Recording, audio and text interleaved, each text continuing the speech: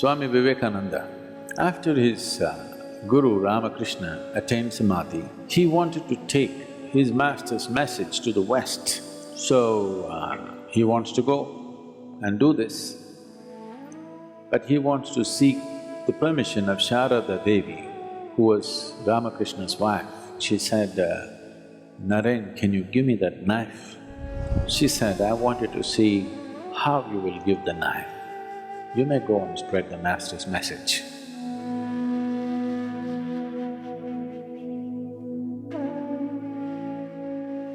To be spiritual has always been also understood as to be gentle. And unfortunately, to be gentle has always been misunderstood and misinterpreted as to be soft or to be weak.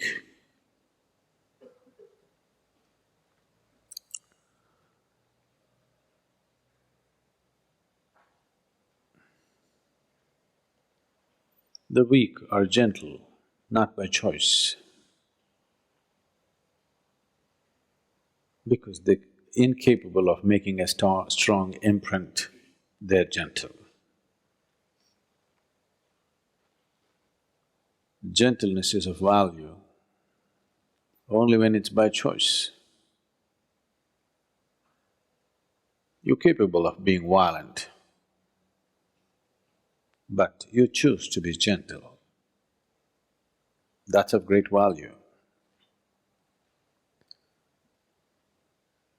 You're incapable of violence. Now you're gentle. That's not of any great value because that's coming from a certain incapability. Today somebody was asking me, Sadhguru, why all the goddesses in India, always they have weapons in their hands?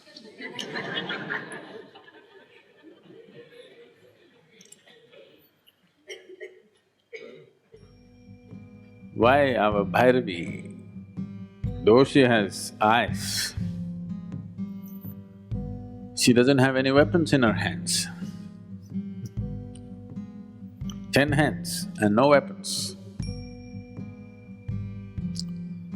Because she's done with violence. You see the buffalo, Mahishasa, already conquered. So what needs to be treated brutally has been done.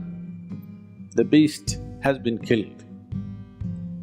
Now there is no need for weapons, so all hands free. So to bring yourself to this state, intense,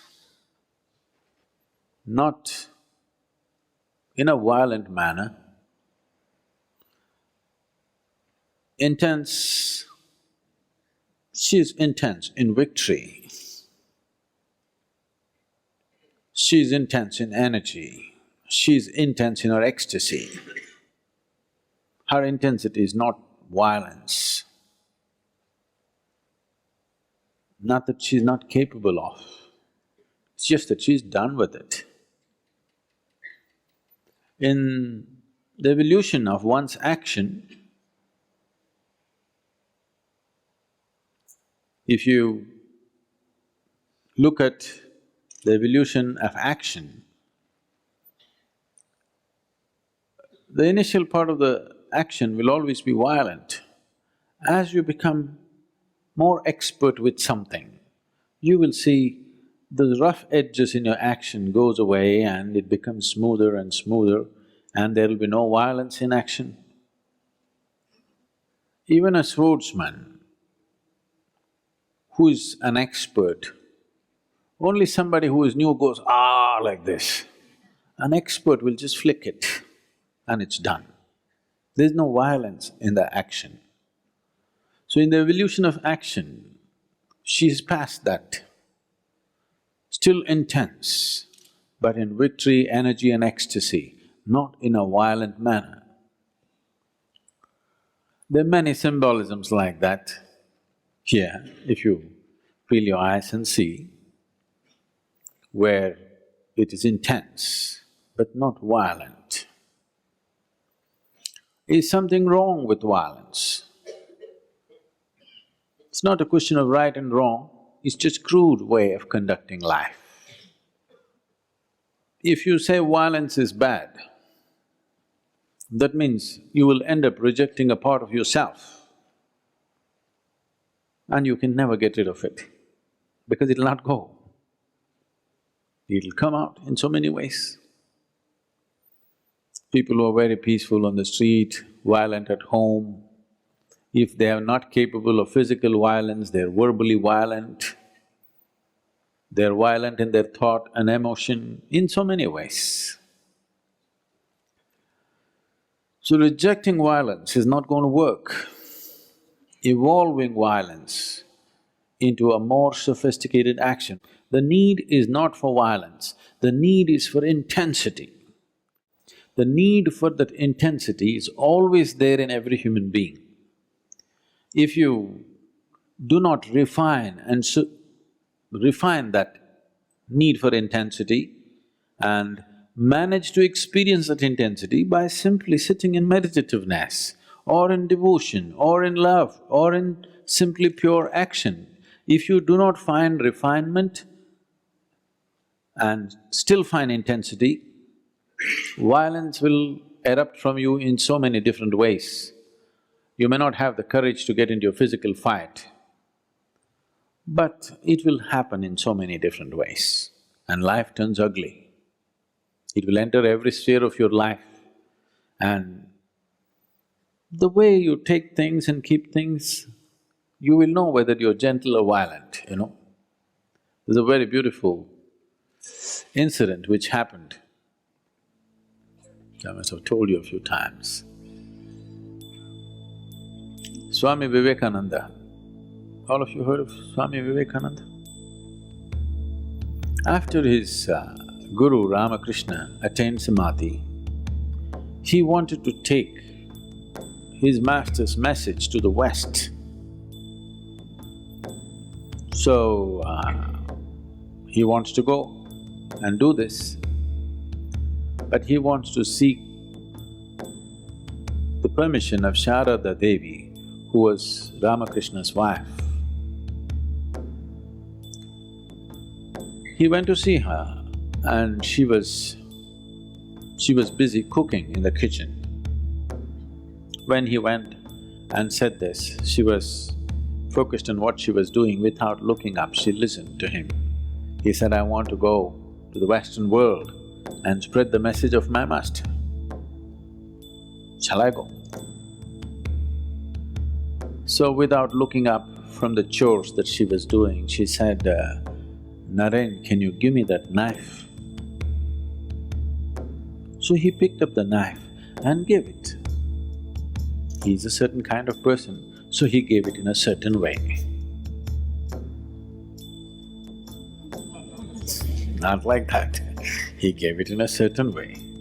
She took the knife and kept it aside and she said, you may go. Then he noticed this and he said, why did you ask for the knife? You have no vegetables to cut, everything is already on the pot, already in the pot, on the boil. Why did you ask for the knife? There was no need for the knife, why did you ask for it? She said, I wanted to see how you will give the knife. You may go and spread the master's message. So this is where gentleness is.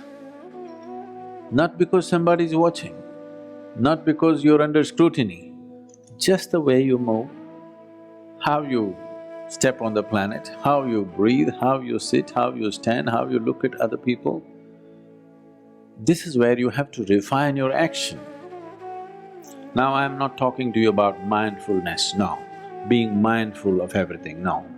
I'm talking about refining your physical action, your verbal action. With this slowly, your mental action and emotional action also can be refined. To just move your hands and legs in a more gentle manner. This refinement can happen either because you become meditative or you consciously refine it so that you move towards meditativeness. It's good to start from both the ends.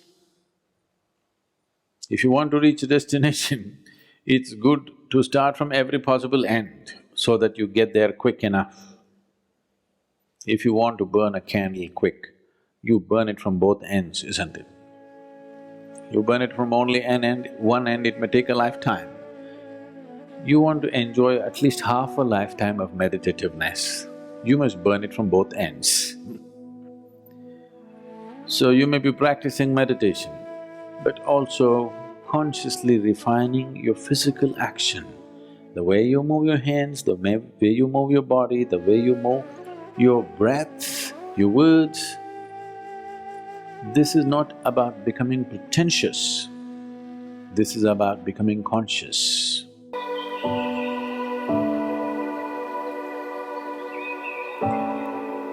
The word celibacy does not describe or is not the translation for brahmacharya. Brahmacharya means, Brahman means the ultimate, Charya means the path. You're on the path of the ultimate, that is brahmacharya.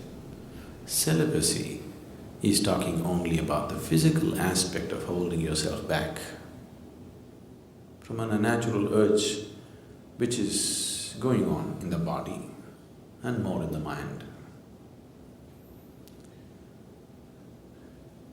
So celibacy is not the right thing to say when we say brahmacharya. What it means is, you are working to organize your energies in such a way that your joy, your love, everything that you need is within yourself. You have enough experience in life to know that nobody, however dear they may be, is 24 hours reliable. Isn't it so? Yes? Yes or no? All of you have enough experience in life to know that, isn't it? However dear and wonderful they are, nobody in the world is reliable 24 hours of the time to maintain your love and joy, isn't it so? Yes. Have you realized that, or are you still hoping?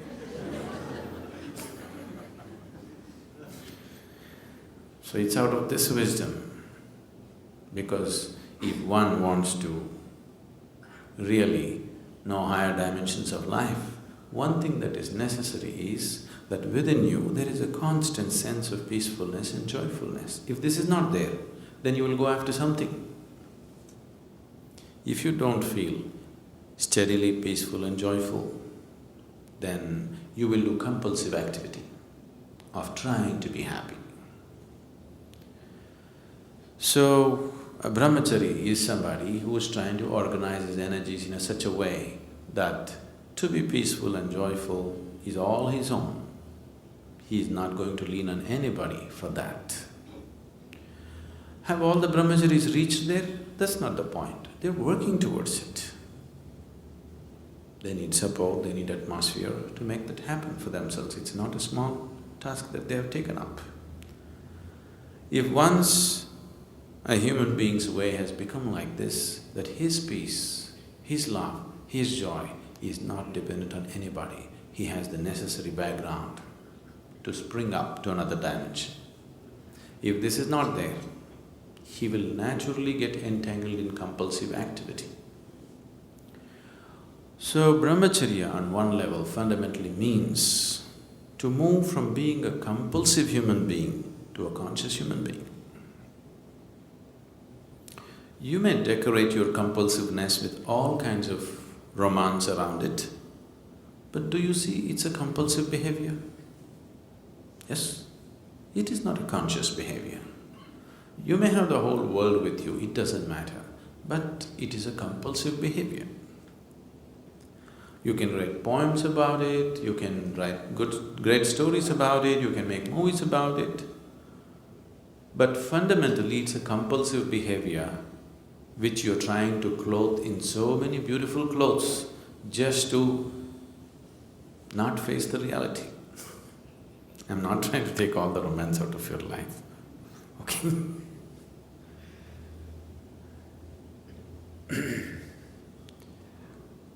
Once someone understands that if I'm involved in compulsive activity, I will never go where I want to go. Isn't it so? Yes? If one is compulsive in his life, there is no question of he having a goal to reach or attaining a certain state or whatever. Compulsiveness means a very deep sense of slavery, isn't it? So one who has realized this naturally seeks to become conscious. So it is from this understanding that we said, if you really wanting to make a journey, you should drop your compulsiveness and bring consciousness to every aspect of your life. So that is brahmacharya. Celibacy is an ugly word, because without the necessary understanding nor necessary sadhana nor energy, you just trying to hold yourself back, then you will suffer. If your energies were organized in such a way that all the time you're high, really high within yourself, you won't lean on anybody for these things, isn't it? Oh, I'm not like that right now, what to do? As I told you, these things don't come unless you make some effort towards it. One can go through life with the compulsive patterns without much effort. You can allow the life to carry you on. I know right now the new age philosophy is let it flow. I don't know what they're letting flow anyway. See, being a part of life, being involved with the process of life on the surface is one thing, at the core is another thing. Nature is on two different levels. One aspect of nature knows nothing other than self-preservation and procreation. This is the surface of nature. Your own nature if you take the nature of this body, it knows only self-preservation and procreation. It doesn't know anything else. So if you go by your physical nature, naturally this is all that you will do. Survival and procreation. Eating, sleeping, reproducing, dying. That's all that will happen if you go by the ways of the body. But at the same time, there is another nature within you which is longing to expand. If you give it the whole existence, it'll gobble up and still be hungry. Yes? Do you have that or not? If you feed the whole existence to this one, it'll gobble up everything and still be hungry for more. So there is another dimension of nature within you which wants to expand in an unbounded way. Which one do you give into is subject to who you are. If you give into the physical nature, all you will know is just this. If you give in to the inner nature, which wants to become boundless, then the life is different. So if you have given in, or if you have seen the ways of the inner nature are far beyond the ways of the physical nature, naturally you will choose to create a situation in your life that is conducive for that. It is from this understanding that brahmacharya or sannyasa became a part of spiritual process. Celibacy is a Western idea that is just to imitate the yogis of the past. All these things have been picked up at random by people. If you are not aware of this, even 6,000 to 8,000 years ago, Indian yogis traveled all over Europe and Arabia.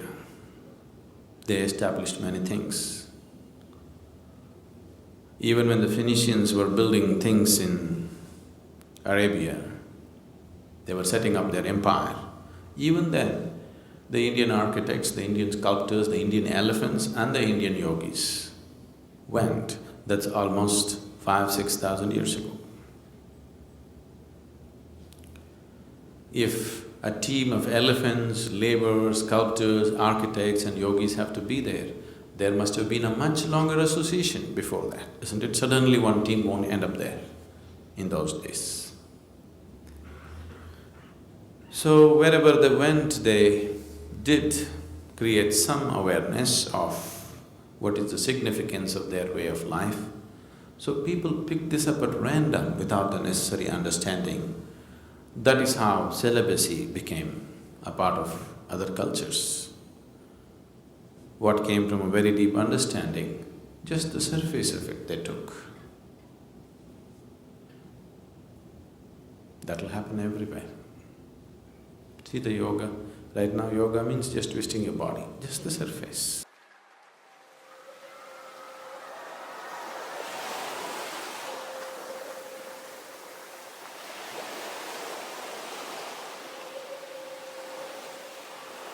ஒரு மகத்தான அலை உருவாக்கிடலாமா?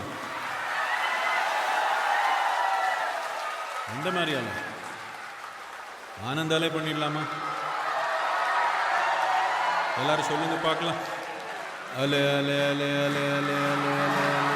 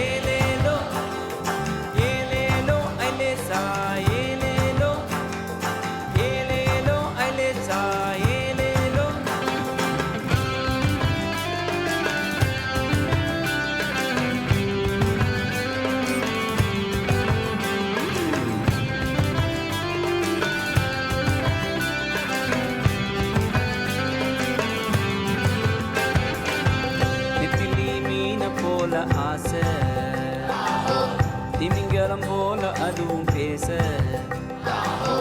திமிங்கலந்தான் பிடிச்சு நானே வந்த பின்னும் நெத்திலி வாசம் இன்னும் பேச நெத்திலி மீன போல ஆசை திமிங்கலம் போல அதுவும் பேச திமிங்கலந்தான் பிடிச்சு நானே வந்த பின்னும் நெத்திலி வாசம்